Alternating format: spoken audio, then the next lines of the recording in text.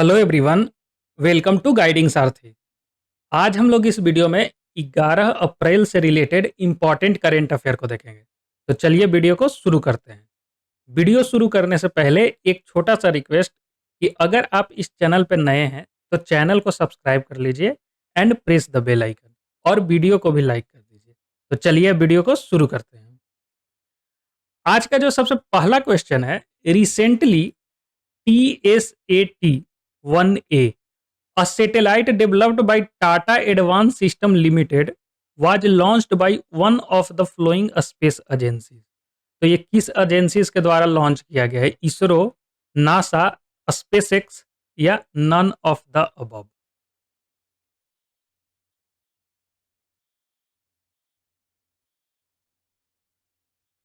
इसका सही जवाब है सी, स्पेसएक्स।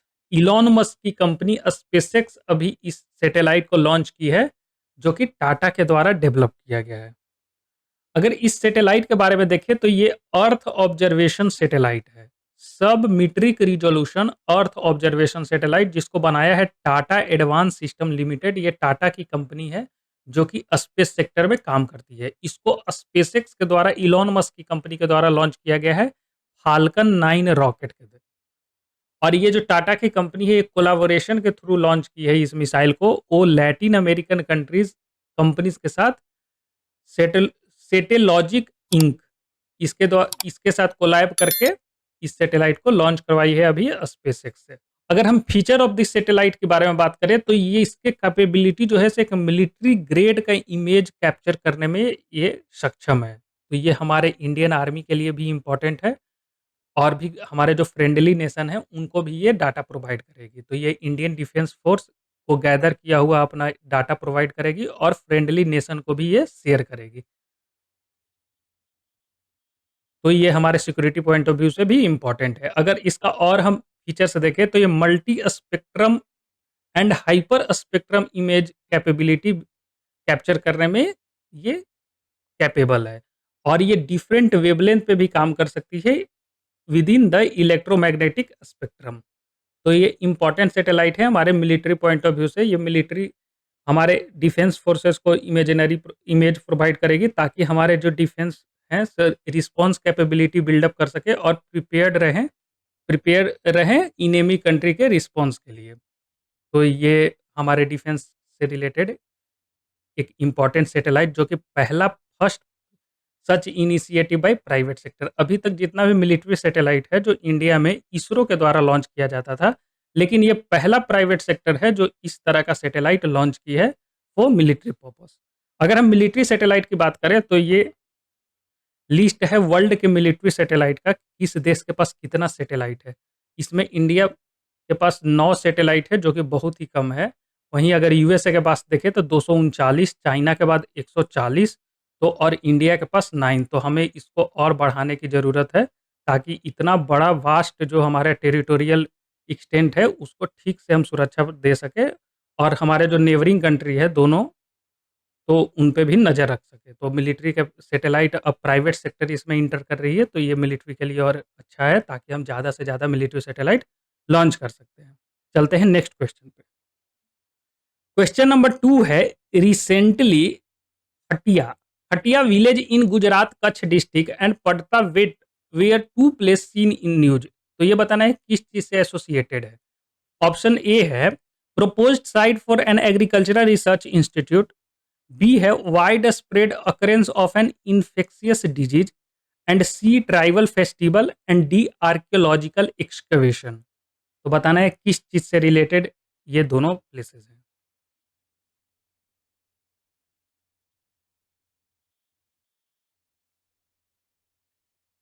इसका सही जवाब है डी, ये आर्कियोलॉजिकल एक्सकवेशन अभी यहाँ पे हुआ है। ये देखिए, जहाँ पे अभी हड़प्पा सिविलाइजेशन से रिलेटेड कुछ वहाँ पे ग्रेवयार्ड मिला है। 2018 में सबसे पहले यहाँ पे जब एक्सकेवेट किया गया था, तो ये खटिया विलेज जो है, यहाँ पे लगभग 500 से ज़्यादा ग्रेवयार्ड मिले थे हड़प्पन सिविलाइजेशन से रिलेटेड, जो कि बरियल साइट, मास बरियल साइट के रूप में देखने को मिला था। तो ये एक्सकवेशन हुआ था 2018 में, लेकिन अभी जो हुआ है, अभी ये हिल लॉक रीजन जिसको लोकल एरिया में पड़ता बेत बोलते हैं, तो वहाँ पे अभी एक्सकवेशन हुआ, तो वहाँ पे skeleton, pottery artefacts and animal bone, ये सारा कुछ अभी एक्सकवेट किया गया है, मिला है, जिसका जो डेट बताया जा रहा है कि ये लगभग 5200 साल पहले, जो कि हड़प्पन सिविलाइजेशन से ये रिलेटेड है। ये 5200 ईयर ओल्ड है। तो ये ध्यान रखिएगा कि अभी हड़प्पन सिविलाइजेशन से रिलेटेड अभी एक्सकवेशन में ग्रेवयार्ड्स एंड डिफरेंट आर्टिफैक्ट्स मिले हैं। और ये अभी जो पड़ता बेट जो रीजन है, ये 1.5 किलोमीटर 1.5 किलोमीटर अवे है फ्रॉम बरियल ग्राउंड, जो कि जूना खटिया, ये जो पहले से बरियल ग्राउंड खोजा गया है, वहाँ से 1.5 किलोमीटर 1.5 किलोमीटर दूर है। तो इसके बारे में भी याद रखिएगा, ये भी गुजरात में ही। तो चलते हैं नेक्स्ट क्वेश्चन। आज का जो क्वेश्चन नंबर 3 है मॉन्ट्रियल प्रोटोकॉल से रिलेटेड। तो बताना है कि कौन सा ऑप्शन सही है related to Montreal Protocol. Option A है कंजर्वेशन ऑफ वेटलैंड, बी है substance that depleting the ozone layer, C space debris, D persistent organic pollutant. तो मॉन्ट्रियल प्रोटोकॉल किस चीज से रिलेटेड है?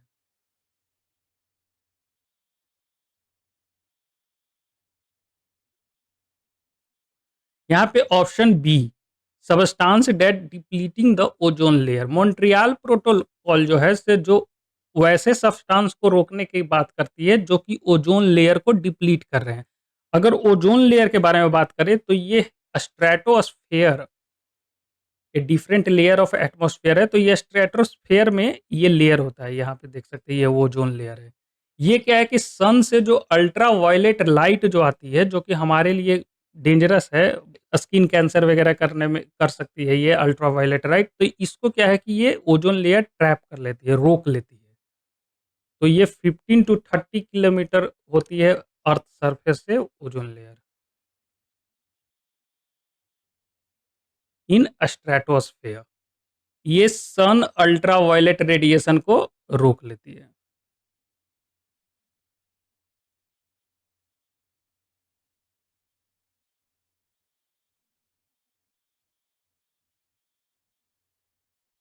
तो ये ध्यान रखिएगा। चलते हैं नेक्स्ट क्वेश्चन पे। आज का जो क्वेश्चन नंबर 4 है, which of the following is और आर ओजोन डिप्लीटिंग सब्सटेंस। अभी हम लोगों ने मॉन्ट्रियल प्रोटोकॉल में ओजोन लेयर और ओजोन डिप्लीटिंग सब्सटेंस के लिए जो काम करती है, तो यहाँ बताना है कि कौन-कौन सा वो केमिकल है जो कि ओजोन डिप्लीटिंग सब्सटेंस के कैटेगरी में आती है। पहला है hydrofluorocarbon, second chlorofluorocarbon, carbon tetrachloride, fourth methyl bromide and fifth Halloween. तो बताना है ये पांचों में कौन-कौन सा करेक्ट कोड क्या है? एनी 2, एनी 3, एनी 4 या ऑल ऑफ द अबव?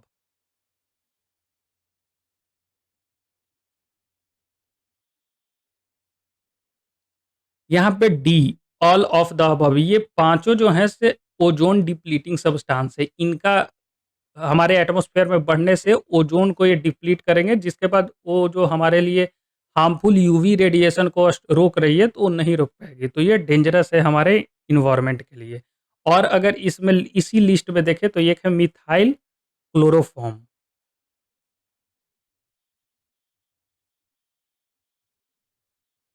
तो ये भी ओजोन डिप्लीटिंग सब्सटेंस है। इनका अगर हम देखें कि ये जनरेट कहाँ से होते हैं, तो सबसे ज़्यादा ये फायर एक्सटिंग्विशर,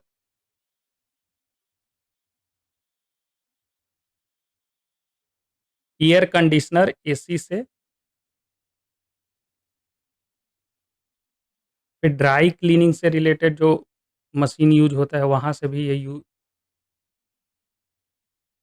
और भी डिफरेंट सोर्स हैं जो कि जहाँ से ये ओजोन डिप्लीटिंग सब्सटेंस रिलीज़ होती है।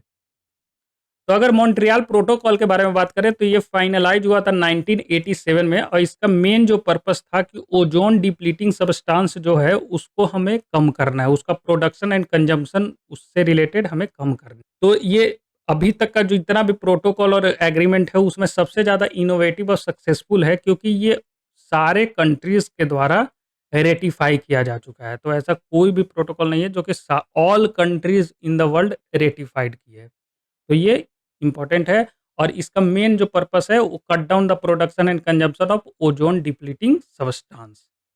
तो ये ध्यान रखिएगा। और ओज़ोन लेयर से एक और कन्वेंशन है, वो है वियना कन्वेंशन, जिसको अडॉप्ट किया गया था 1985 में, और ये भी ओज़ोन लेयर का प्रोटेक्शन के बारे में बात करती है। हम अगर मॉन्ट्रियल प्रोटोकॉल के बारे में बात कर रहे हैं, तो ये हमारे सस्टेनेबल डेवलपमेंट गोल को भी अचीव करने में मदद करती है। जैसे third, good health and well-being, जो हमारे सस्टेनेबल डेवलपमेंट है, टोटल 17 एंड 169 टारगेट, तो उसमें थर्ड नंबर का जो गोल है वो गुड हेल्थ एंड वेलबींग, क्योंकि जैसे हम यूवी रेज को, ओजोन लेयर को प्रोटेक्ट करेंगे, तो वो यूवी हार्मफुल यूवी रेज जो सन से आती है उसको रोकेगी। तो ये अच्छा हेल्थ प्रोवाइड करेगा ह्यूमन बीइंग को और एनिमल्स को। तो ये थर्ड जो गोल्स है उसको अचीव करने में ये मदद करेगी। वहीं 8 नंबर का गोल को भी अचीव करने में ये मदद करेगी। वहीं 9th कि इंडस्ट्री इनोवेशन एंड इंफ्रास्ट्रक्चर, क्योंकि हम और भी इंडस्ट्री से रिलेटेड और इंफ्रास्ट्रक्चर से रिलेटेड और इनोवेट करेंगे ताकि वो क्लाइमेट फ्रेंडली हो सके। तो ये गोल, इस गोल को भी अचीव करने में मदद करेगी। 11th नंबर है सस्टेनेबल सिटीज एंड कम्युनिटीज़, क्योंकि जब हमारा इन्वायरमेंट पॉल्यूशन फ्री होगा तो ये सस्टेनेबल सिटीज़ को बिल्डअप करने में मदद करेगी। वहीं 30 नंबर क्लाइमेट एक्शन से रिलेटेड जो हमारा गोल है उसको भी अचीव करने में ये मदद करेगी। और लास्ट है 17th नंबर का गोल, पार्टनरशिप फॉर द गोल। कई कंट्री जो आपस में पार्टनरशिप करते हैं ताकि हम ये बाकी 16 गोल को अचीव कर सकें, तो इस 17 नंबर के गोल को भी अचीव करने में मदद करेगी। तो Montreal protocol multiple sustainable development goal को अचीव करने में मदद करती है। चलते हैं नेक्स्ट क्वेश्चन पे। आज का जो क्वेश्चन नंबर 5 है, consider the following statement with respect to virus. पहला है, a virus cannot reproduce by itself and need to enter an organism for its reproduction. Second है, the genetic material inside the virus consist of RNA only. Third है, a virus which infect and replicate within a bacteria is called viroid. And fourth है, disease of herpes and hepatitis are caused by virus. तो बताना ये चारों statement में से कौन कौन सा स्टेटमेंट सही है, any one, any two, any three, या ऑल ऑफ द अबव।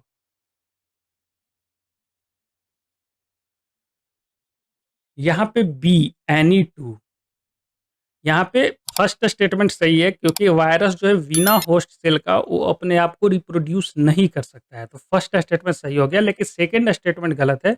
जो जेनेटिक मटेरियल होता है वायरस का, ये दोनों हो सकता है, या तो डीएनए और आरएनए।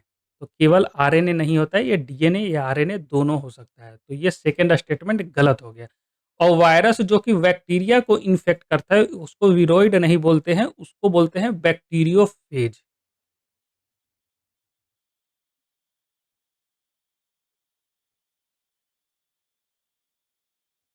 बैक्टीरियोफेज।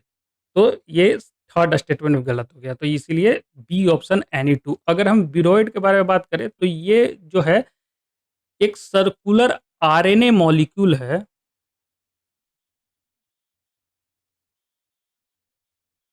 हम विरोइड के बारे में बात कर रहे हैं। ये सर्कुलर आरएनए मॉलिक्यूल है जो कि सेवरल न्यूक्लियोटाइड से बना हुआ है। ये क्या करता है कि प्लांट को इन्फेक्ट करता है, और जिस तरह से वायरस जो है से होस्ट सेल का यूज करते हुए अपने आप को रिप्लिकेट करती है, तो ये प्लांट सेल का एंजाइम को यूज करता है, और उसके बाद प्लांट को ये खत्म कर देता है, उसको डाई भी कर देता है। तो ये उसको हम बोलते हैं विरोइड, ना कि बैक्टीरिया को जो मारती है वायरस उसको विरोइड बोलते हैं, उसको बोलते हैं बैक्टीरियोफेज। तो ये ध्यान रखिएगा। अगर हम वायरस के बारे में बात करें, तो ये नॉन सेलुलर एंटिटीज है जिसका जेनेटिक मटेरियल इनक्लोज्ड होता है प्रोटीन से, और उस प्रोटीन को हम क्लोज्ड जो प्रोटीन है उसको बोलते हैं कैप्सिड। तो ये ध्यान रखिएगा, और ये दोनों हो सकता है चाहे तो आरएनए या डीएनए। और वायरस से रिलेटेड एक इम्पॉर्टेंट फैक्ट है कि ये वायरस जो है से अकेला इनर्ट होता है, लेकिन जैसे ही इसको होस्ट सेल मिलती है, तो ये होस्ट सेल के मशीनरीज़ को यूज़ करते हुए अपना कॉपीज़ बनाना शुरू कर देता है, और ये कॉपीज़ बनाते-बनाते होस्ट सेल को ही डिस्ट्रॉय कर देता है। तो ये वायरस के बारे में है। अगर इसका एग्ज़ाम्पल देखें तो एडिनो वायरस हो गया जो कि डीएनए बेस्ड वायरस है। इन्फ्लुएंजा वायरस हो गया वो आरएनए बेस्ड वायरस है। वहीं बैक्टीरियोफेज जो है से डीएनए बेस्ड वायरस है। तो ये कुछ एग्ज़ाम्पल हैं वायरस का। अगर वायरस के डिजीज़ देखें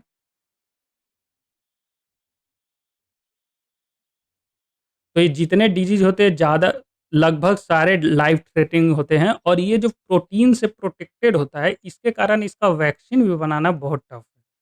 तो ये भी ध्यान रखिएगा। पहला जैसे है इन्फ्लुएंजा वायरस,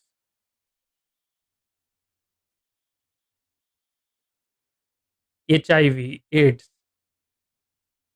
कोविड-19 तो ये जितने भी वायरस डिजीज़ है, वायरस से जो इन्फेक्ट होते हैं, उनका वैक्सीन बनाना भी टफ है। कई एक का वैक्सीन बना है लेकिन अभी भी कई एक व वा डिजीज़ हैं जो कई एक सालों से चले आ रहे हैं लेकिन उनका वैक्सीन सक्सेसफुल अभी नहीं हो पाया है, बन पाया है।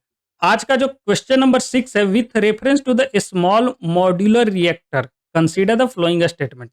पहला है they are advance nuclear reactor with a power capacity of 30 MW megawatt electricity to 300 megawatt electricity per unit. Second है they are not capable of producing low carbon electricity. Third है they harness nuclear fusion to generate heat for electricity production and direct application. तो बताना ये तीनों statement में से कौन कौन सा स्टेटमेंट सही है। Any one, any two, all of the above या नन ऑफ द अबव। यहाँ पे ए एनी वन केवल फर्स्ट स्टेटमेंट गलत है। ये जो हमारे न्यूक्लियर रिएक्टर होते हैं बड़े बड़े उन्हीं का ये छोटा वर्जन है। तो ये लगभग 30 मेगावाट इलेक्ट्रिसिटी से 300 मेगावाट इलेक्ट्रिसिटी प्रोड्यूस करने में मदद करेगी। सेकंड स्टेटमेंट गलत है कि ये नॉट कैपेबल नहीं हो, it is capable of producing low carbon electricity. ये लो कार्बन कार्बन का कम उत्सर्जन करते हुए लगभग ना के बराबर करते हुए ये इलेक्ट्रिसिटी प्रोड्यूस करने में मदद करेगी। और यहाँ न्यूक्लियर फ्यूजन नहीं होगा, फिजन होगा। तो थर्ड स्टेटमेंट भी इसलिए गलत है। तो यहाँ पे एनी वन। तो आज के लिए बस इतना ही, लेकिन वीडियो खत्म करने से पहले एक बार रिवीजन कर लेते हैं कि आज हम लोगों ने कौन-कौन सा क्वेश्चन देखा। सबसे पहले जो एक सैटेलाइट के बारे में हम लोग ने जाना जिसको टाटा एडवांस सिस्टम लिमिटेड के द्वारा बनाया गया था TS-81A जो कि अर्थ ऑब्जर्वेशन सैटेलाइट है जिसको स्पेसएक्स इलॉन मस्क की कंपनी के द्वारा लॉन्च किया गया फाल्कन 9 रॉकेट का इस्तेमाल करते हुए। ये जो है से कैप्चर करेगी मिलिट्री ग्रेड इमेजिनरी जो कि हमारे डिफेंस फोर्स के लिए एक इम्पोर्टेंट रहेगा और हमारे डिफेंस फोर्स को और प्रिपेयर्ड करने में और रिस्पॉन्स कैपेबिलिटी बढ़ाने में ये मदद करेगी। उसी के साथ हमने कई एक कंट्रीज़ का मिलिट्री सैटेलाइट देखा। इंडिया इसमें अभी पीछे है क्योंकि अभी तक इंडिया के पास मात्र 9 मिलिट्री सैटेलाइट है, वहीं यूनाइटेड स्टेट 239 और चाइना के पास 140 मिलिट्री एक्सेस सैटेलाइट है। उसके बाद हम लोगों ने 2 प्लेसेस के बारे में जाना जो कि गुजरात में है, खटिया गाँव और पड़ता वैट। यहाँ पे अभी एक आर्कोलॉजिकल एक्सकवेशन हुआ है जो कि मास बरियल साइट 2018 में मिला था खटिया गाँव में और वहीं अभी परता बेट के पास भी कई एक स्केलेटन और एनिमल बोन से रिलेटेड मिला है जो कि सारे हड़प्पन सिविलाइजेशन से रिलेटेड है। उसके बाद हम लोगों ने मॉन्ट्रियल प्रोटोकॉल के बारे में जाना जो कि ओज़ोन डिप्लीटिंग सब्सटेंस के बारे में बात करती है, उसको कम करने के लिए काम करती है। उसके बाद हम लोगों ने ओज़ोन डिप्लीटिंग सब्सटेंस को देखा कि वो कौन-कौन से सब्सटेंस हैं जो कि हमारे ओज़ोन लेयर को डिप्लीट कर रहे हैं, उसके बारे में जाना। फिर मॉन्ट्रियल प्रोटोकॉल के बारे में जाना कि ये 1987 में इसको फाइनलाइज़ किया गया था ताकि हम ओज़ोन डिप्लीटिंग सब्सटेंस को और कम कर सकें और ये हमारे कई एक सस्टेनेबल डेवलपमेंट गोल को भी अचीव करने में मदद करती है। उसके बाद वायरस के बारे में देखा कि वायरस क्या होता है और ये जो जीनोम इसका यूजुअली आरएनए और डीएनए दोनों से मिल कर के बना दोनों में से किसी से भी मिल कर के बना हुआ हो सकता है। या तो डीएनए या आरएनए। ये बेसिकली अकेला बहुत ही इनर्ट होता है लेकिन जैसे ही इसको होस्ट सेल मिलता है वायरस को तो वो अपना कॉपीज़ बनाना शुरू करता है और अपने होस्ट सेल को भी डिस्ट्रॉय कर देती है। और कई एक डिजीज़ के बारे में भी हम लोग ने देखा। उसी के बाद स्मॉल मॉड्यूलर रिएक्टर के बारे में जाना कि ये जो न्यूक्लियर रिएक्टर है उसका स्मॉलर वर्ज़न है जो कि 30 मेगावाट इलेक्ट्रिसिटी से लेकर के 300 मेगावाट इलेक्ट्रिसिटी तक बनाने में सक्षम है और ये लो कार्बन इलेक्ट्रिसिटी प्रोड्यूस करेगी जिससे क्या है कि हमारा क्लाइमेट से रिलेटेड जो ज़ीरो कार्बन इमिशन का जो टारगेट है 2070 तक, उसको भी अचीव करने में मदद करेगी। तो आज के लिए बस इतना ही। वीडियो को लास्ट तक देखने के लिए धन्यवाद। अगर वीडियो पसंद आया तो लाइक कीजिए, चैनल को सब्सक्राइब कीजिए and press the bell icon. Thank you and good day to all.